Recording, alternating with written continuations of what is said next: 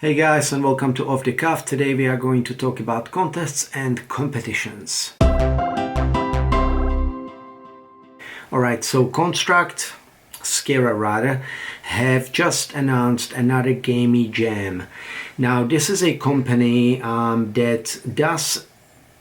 Basically, I'm just going to read this excerpt from the Construct site.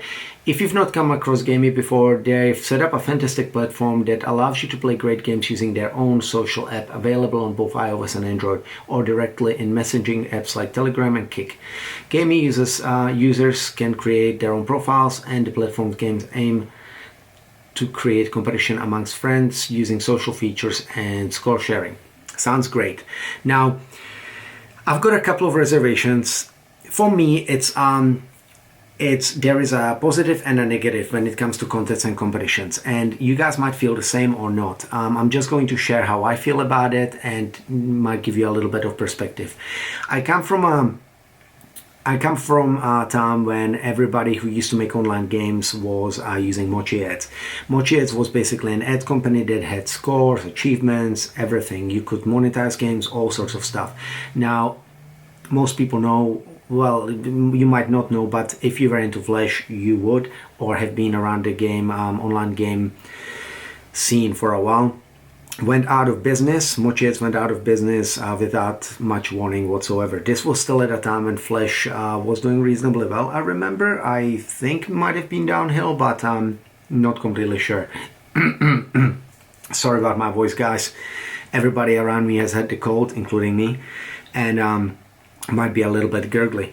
But yeah, so Mochi Ads went out of business and without any warning whatsoever, and really kind of shocked everybody and put a lot of people backwards, because a lot of people were basing their businesses around it and things like that. So my main thing here is that when you put your when you put your product in somebody else's hands and rely on their service to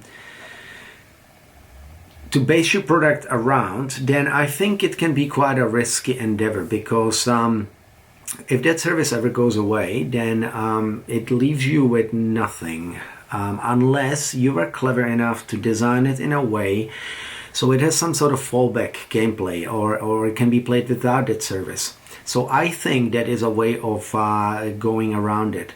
While you can distribute it to these services, same thing goes with Facebook Instant Games, right? If you want to publish something on Facebook Instant, definitely, I think it's a great way, same as this, to showcase your work and to get it in front of people. And it could be a really, really, really good opportunity to make your game go viral, for example. I mean, who knows? This is like a lottery. You never know who's going to love your game and who's going to blog about it, post about it. It could have a million hits tomorrow. You never know. It could not, it might. This is just, a lot of it is luck. Of course, you want to be in people's eyes or public eye, and you want to be pushing yourself as much as you can, but at the same time, there is a huge element of luck involved. Now, if you design your game so it can be played on these platforms, but as well can be played on your own site, for example, you've always got something if these services ever go away, and you can distribute your game to other platforms and use other services, for example. So that's a really, in my view, a really good way to think about things if you're ever going to enter these contests. Now, the other thing that I am always weary of, and I always feel like checking when it comes to these things, well, I always do check, is the prerequisites and the terms and conditions. A lot of the time, some of these places have very strict conditions when it comes to the games you produce. A lot of the time they don't allow you to use them elsewhere. You have to use them only on their site. You know, you might be signing your game away, your rights, etc. So while I love these things and I really want to join, this one sounds really exciting to me and I really love to give it a go. Just make sure, guys, that you know what you're heading into and you've checked all the terms and conditions, things like that. You've got a backup plan in case something happens to the platform, and so you can still use your game. check the Construct or Skera blog. You will find a little bit more information about this. And yeah, I'm still debating with myself whether I'm going to do this as part of my 7-day game. Again, I'm going to check what sort of limitations there are.